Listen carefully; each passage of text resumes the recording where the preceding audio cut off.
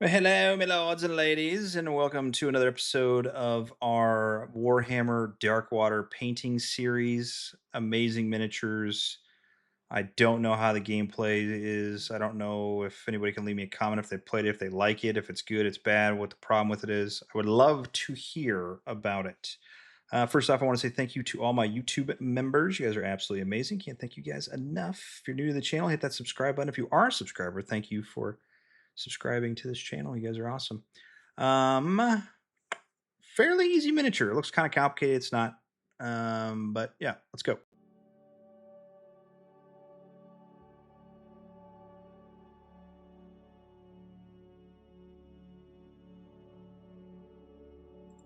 All right, obviously, the first thing you're going to do is build your miniature, put on your base. I put some Stirland Mud down and then spray paint it or use an airbrush to prime. I did mine in light gray, or like a white gray. It's a little offsetting. Yeah, and we're going to do some Gulliman Flesh just on the face. Pretty simple. For the hair, we're going to do some wildwood. I did mix this with a little bit of water to kind of thin it down. You can also use Lahmiem Medium. It's up to you, but yeah, it goes on pretty strong.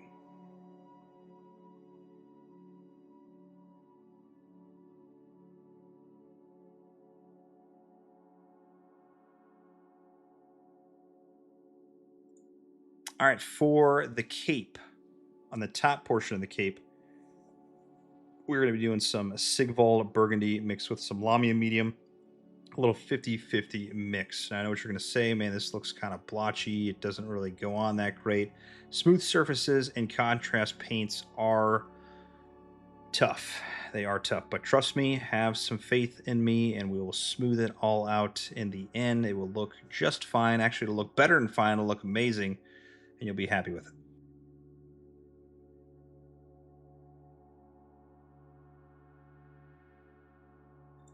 All right, for underneath the cape, we're going to put some Black Legion in there. If you really wanted to, you could put some Sigvald Burgandy under the cape as well, and then do a shyish purple.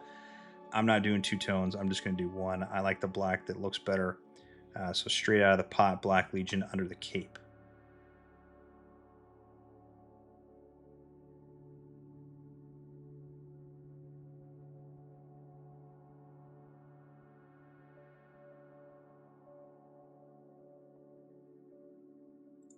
We are also going to use this on the bottom portion of the boots and on the pants that you can see sticking through underneath the armor. Now you'll notice on the toe, or on the front of the toe of the boot, there is some metallic little plate there. If you go over it, it's not a big deal. I think I did go over it. We can just paint it over with some metallics when we get to that step.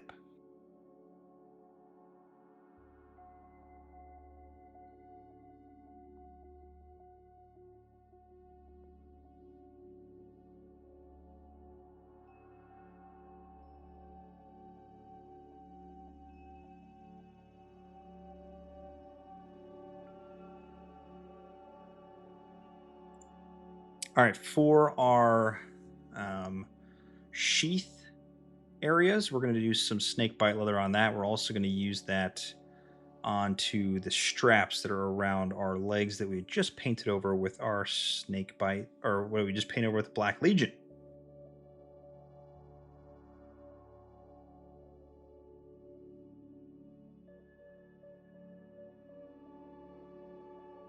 We are also going to use this on the staff of our spear as well.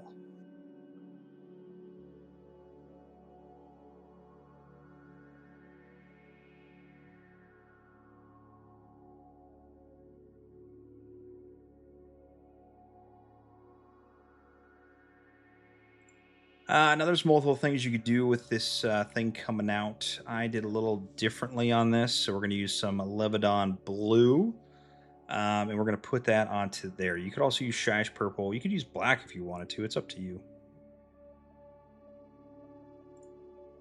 For the skull that our hero is carrying on, kind of morbid, we're going to use some Skeleton Horde on the front and the back, of course.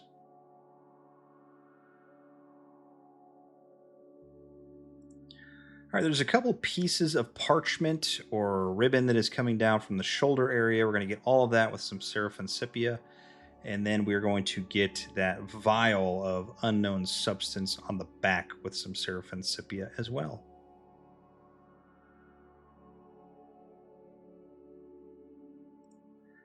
For those little dot areas on the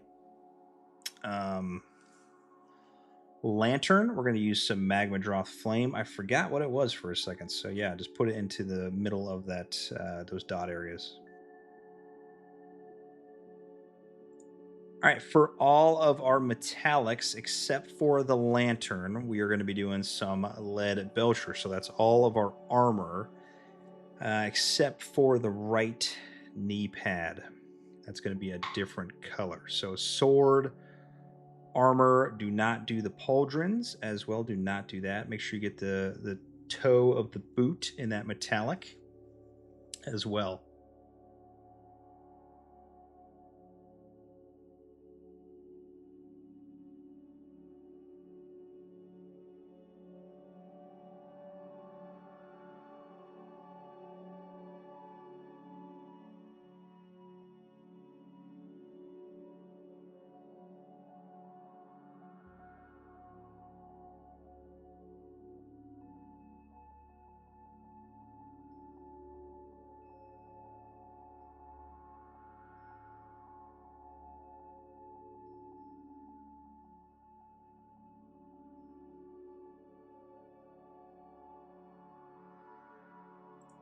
For our lantern, we're going to be using some Iron Warriors. Now, I guess you could use Lead Belcher if you wanted to, but I did some Iron Warriors to darken it up. And when we do the dry brushing on the end with it to try and give it some OSL, I think it looks a little bit better.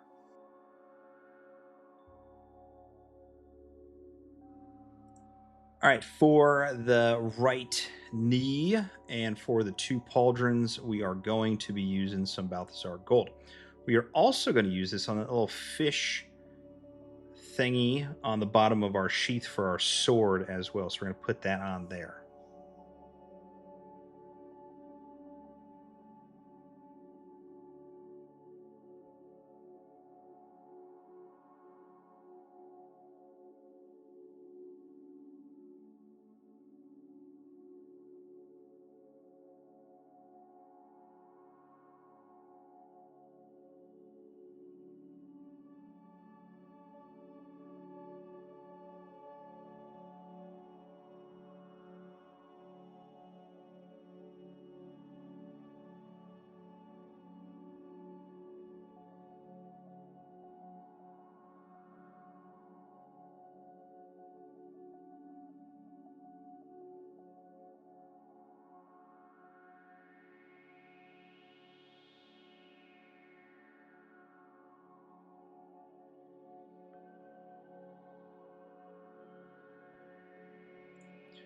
For the rope around our vial thingamajigger mabobber, whatever that is, we are going to be using some Snakebite Leather.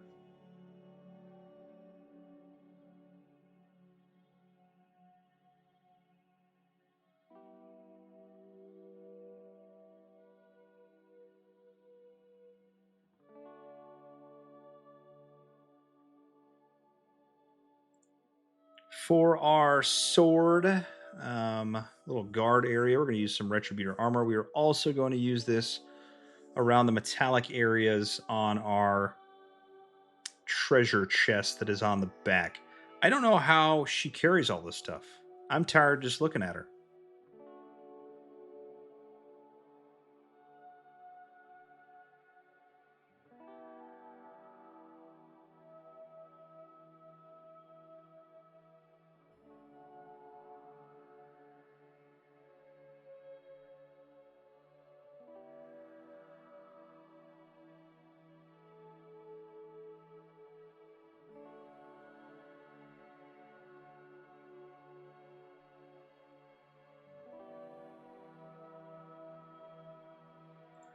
All right, moving on to our washes, all of our metallics except the armor that our hero is wearing. So on the do not get the hands, do not get any of that stuff. We're going to go over that here in a second.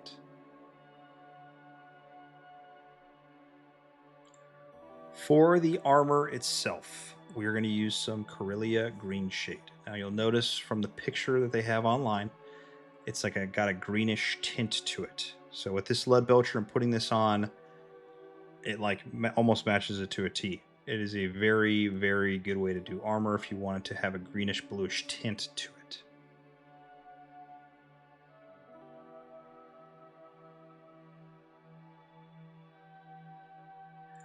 And then finally, for our gold areas, we're going to do Fyreslayer Flesh. It's going to be a 50-50 mix of this and Lahmiem Medium. If you do not have this, Retributor Flesh, or Reikland Fleshshade, there we go, will be able to do the trick just as well as this.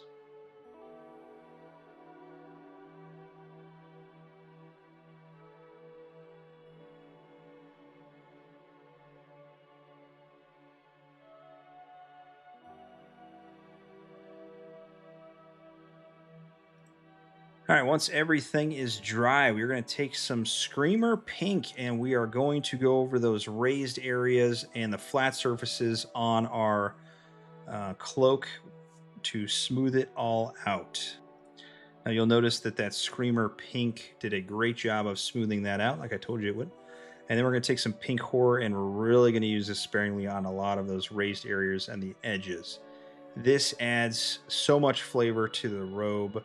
And you'll also notice that when you did the original Sigvald Burgandy, a lot of that white on those raised areas stuck through, so you don't need to do a whole lot to it. It looks pretty good. Once you're satisfied with the cloak itself, we're going to do the face with Cadian Flshtone and Kislev Flesh at your leisure. Now I did paint some eyes in there. I just did some white. Put a little bit of Reikland Fleshshade in the white eye sockets, let it dry, and then just put a little dab of black for a white or for an eyeball. Pretty simple.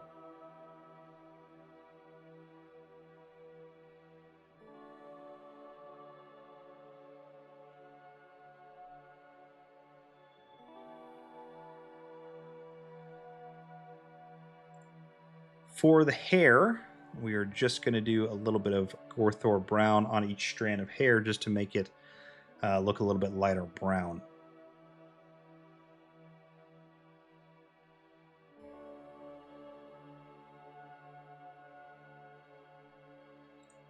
For the skull, pretty simple. We're going to do some Ushabti Bone on there. Nothing too crazy. If you want to kick it up a notch after that, you can do some straight Screaming Skull around where the orbital sockets are and the teeth.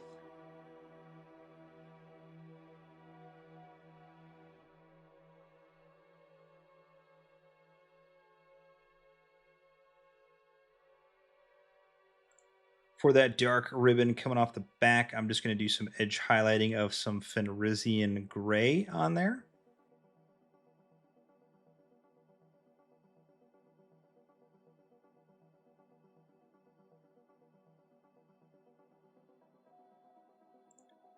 For the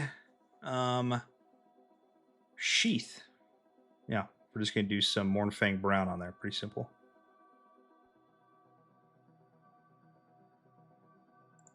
To brighten up our staff a little bit, our little spear area on the wood, we're going to do some Hobgrot Hide.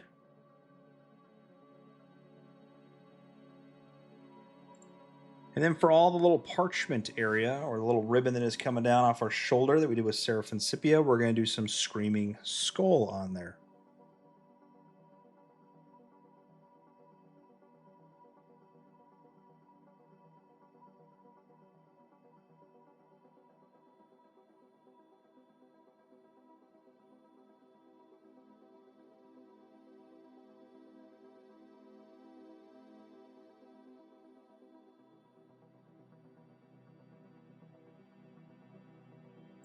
We are also going to use this Screaming Skull, or if you have something similar, like an ivory or like a eggshell type color, we are going to do that in all of the white areas on this flask Maybe it's a water jug. I don't know what it is on the back of our hero's buttocks.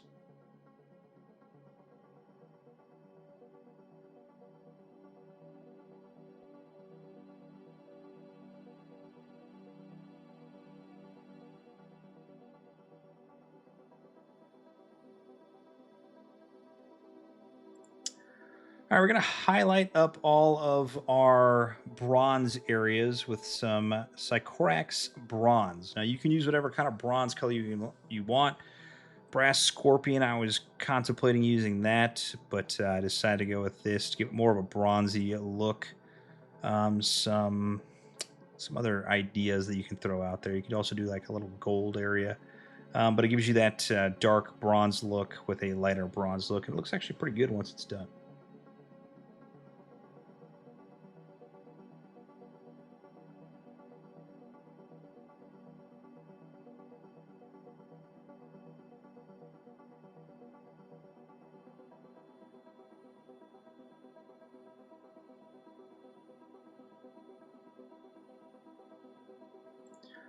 For our sword and spear, and then just the biggest ring going around our lantern, we're going to do some Runefang Steel. Now, you're probably asking, why haven't we done the armor? I don't do anything to the armor. I think the armor, after that shade went on there, looked phenomenal, and I didn't want to mess it up by doing anything. If you want to do anything, do a little bit of edge highlighting on each individual portion of some Runefang Steel or Ironbreaker or something similar. Otherwise, I just keep it as is because it looks great.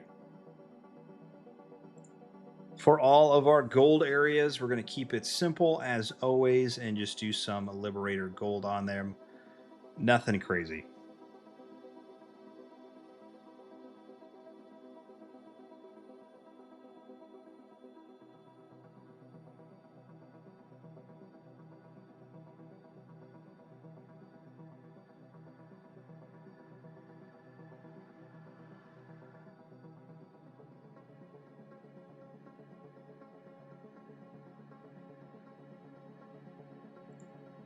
All right, to add some more depth to our lantern, we're just going to do some Lugganath Orange in the middle of that circle. Don't do the entirety of the circle, just a little bit in the middle. Make a circle so as if it's glowing. So the hottest portion of the light would be right there. And then all I'm going to do is do a little bit of a dry brush on that area of some Ryza Rust. Now be very careful. This is a very weak portion of the miniature. If you press too hard or go too hard, it will break, because I almost did that.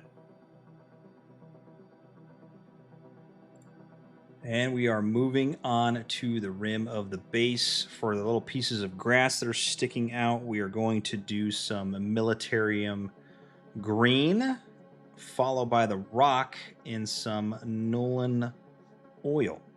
If you want to use Basilicanum Gray, you can, or you can do some Lahmiem Medium and some Black Legion. It's up to you, but Nulin Oil works just fine. Finally, the base portion of the ground, we're going to do some Aggaros Dunes. You could do whatever you would like. And then your favorite part of painting the miniature, because it means you're done, Abaddon Black, or whatever color you want. And that's it. That's all she wrote. Pretty simple. The cape is the focal point and the armor is the focal point, and I think they both turned out phenomenal on this miniature. I was really happy the way they turned out. I was worried about that cape. I had some hesitations on doing it and what to do, and I just kind of went for it. So I think it turned out pretty good. Not a ton of time. Obviously, these miniatures take longer than just painting regular mobs, but I think they're worth the effort, especially if you're trying to get this onto the table. So I want to say thank you, as always, to all my YouTube members. Again, you guys will get early access to this on Sunday evening whenever YouTube gets this uploaded, because sometimes it takes them forever. If you're a subscriber, thank you so much for subscribing. If you share this, if you repost it, if you put it anywhere, I can't thank you guys enough. I'm trying to grow this channel to what I can get it to. All right, I love you all, and I will see you on the next one. All right, paint on.